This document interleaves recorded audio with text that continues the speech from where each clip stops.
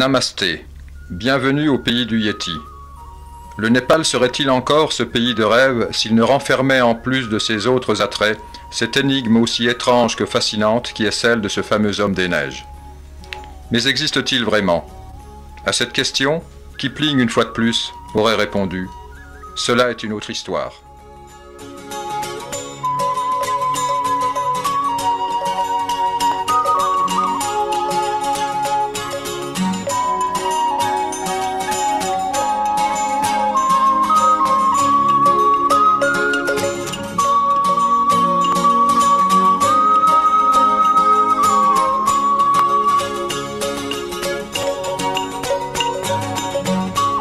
Ce petit royaume s'inscrit au carrefour de deux courants de civilisation, l'indien avec l'hindouisme et le tibétain avec le bouddhisme lamaïque. Ces deux religions se sont influencées l'une l'autre sans aucun sectarisme, les fidèles de l'hindouisme prenant part aux fêtes bouddhistes et réciproquement.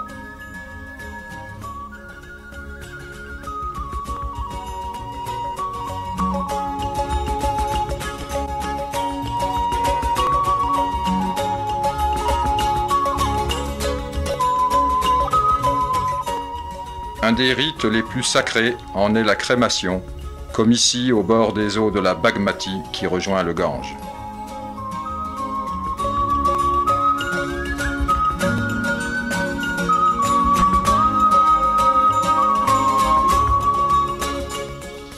Les fêtes y sont nombreuses, plongeant leurs racines à la fois dans l'histoire et les légendes, la religion et les superstitions.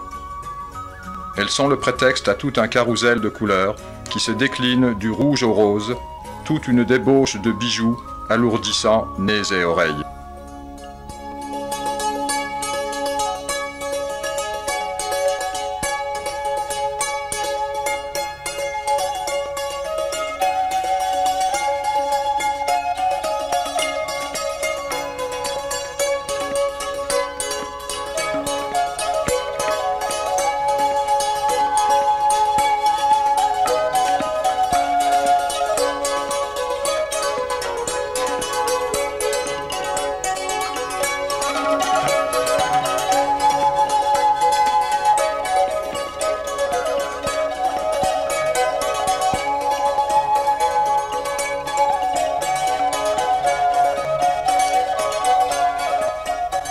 Dans cette foule, des signes de reconnaissance.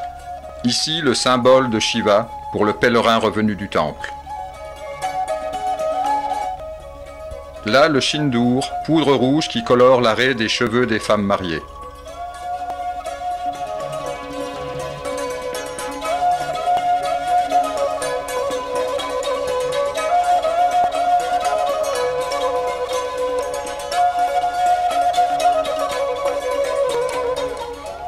Là encore, cette si curieuse manière de fumer, cigarette serrée dans le creux de la main et tenue avec l'annulaire contre la paume.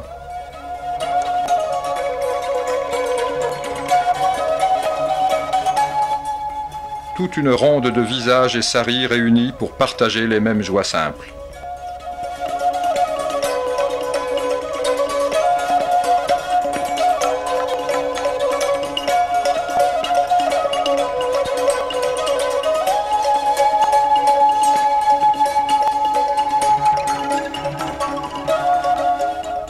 Demain, la fête sera oubliée et il faudra de nouveau travailler dur pour que les collines se couvrent d'une toison de riz, base de la nourriture népalaise.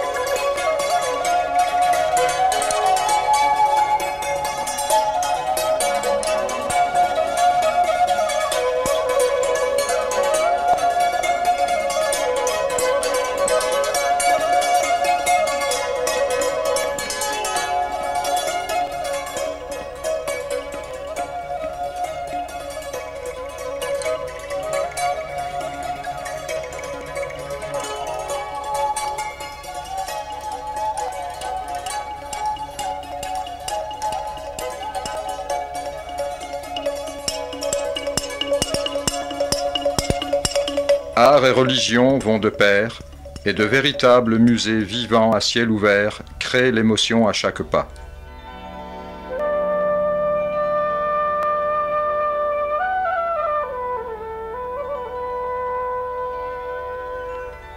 Ce sont ces constructions sous forme de pagodes à toits superposés de plus en plus petits à mesure qu'ils sont placés plus haut.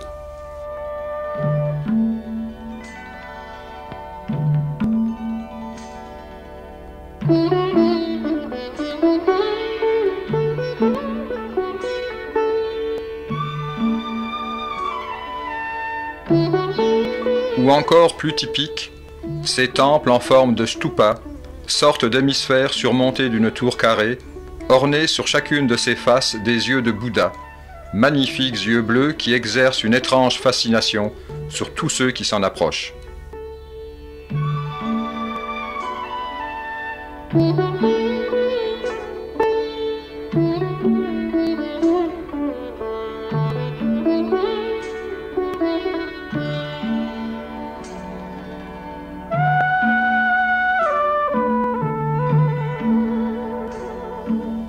Le bouddhisme, avant tout une éthique et une morale, telle que pratiquée au Népal, a été fortement influencé par le tantrisme, dont un des traits essentiels est l'importance attachée au rite, voire à la magie.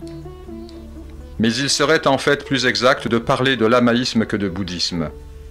De plus, la religion telle que pratiquée a divinisé Bouddha, ce qui n'était pas dans ses intentions.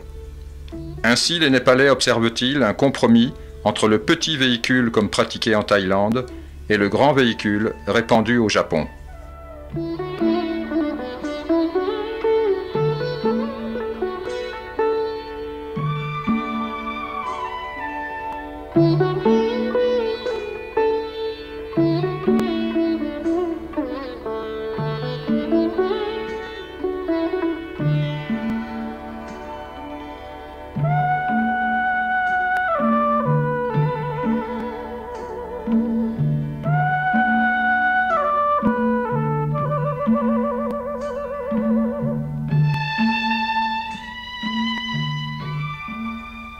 Accoudés au balcon de leur palais, Shiva et Parvati observent la rue dans une orgie de boiseries sculptées.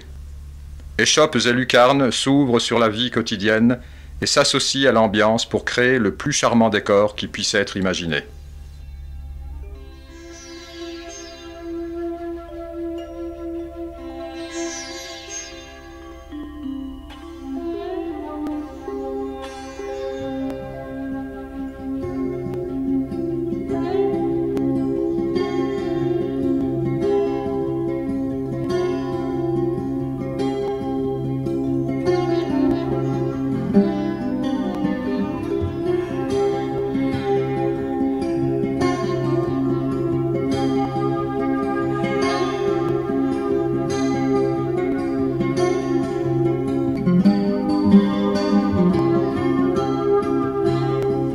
Sadhu au repos.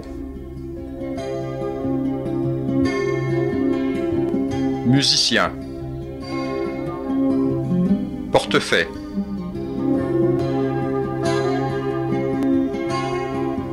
Et puis, dans l'encadrement d'une porte, un père et sa fille.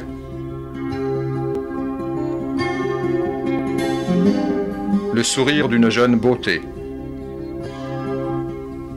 Étourdissante rue népalaise où chacun se croise dans un tohu-bohu de Sherpas, vendeurs colorés ou nonesses, tout un fouillis bon enfant où il fait bon se perdre.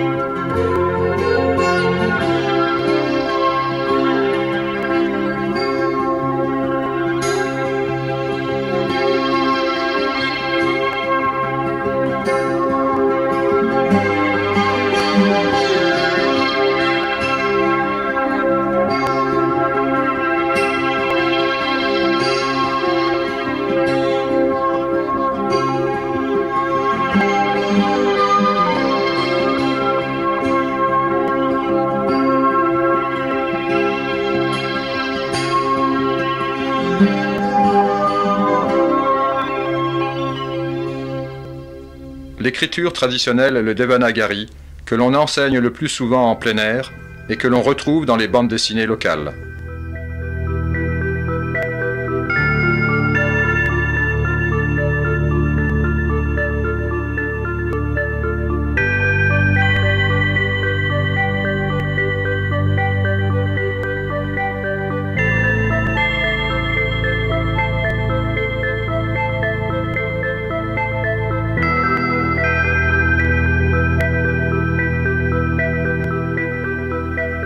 Partout les gens s'activent. Des femmes torse nu se lavent les cheveux.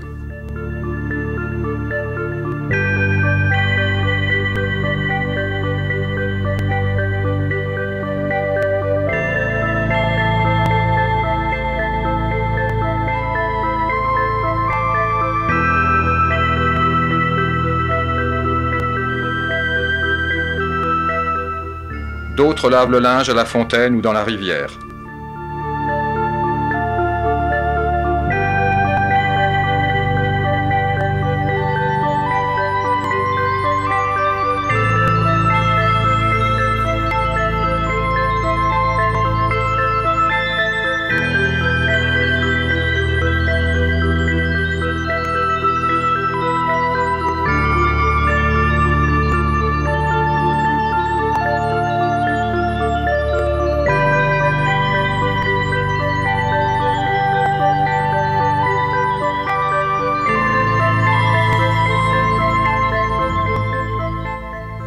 D'autres encore étalent riz et chili que le soleil se chargera de sécher.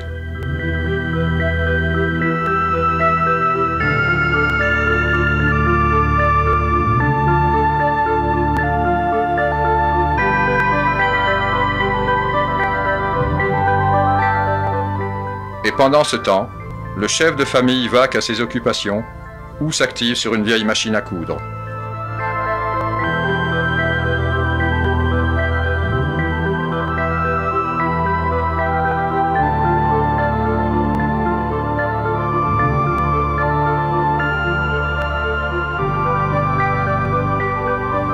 Un petit monde qui s'agite dans une sorte de commedia dell'arte à l'orientale. Mais devant un spectacle aussi archaïque, empreint de tant de naturel et de pureté, il ne reste qu'à se perdre discrètement dans l'enchevêtrement de tant de sérénité.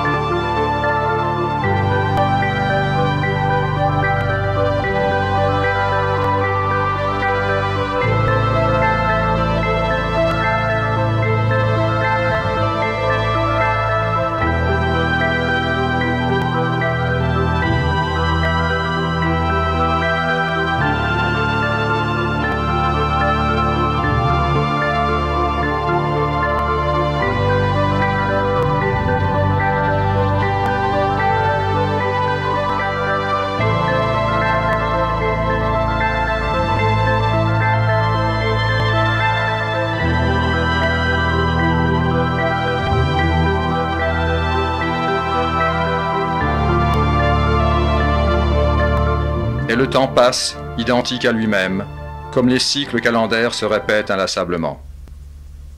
Approcher le Népal, c'est remonter le temps pour retrouver sous nos yeux la façon dont vivaient nos ancêtres il y a quelques siècles.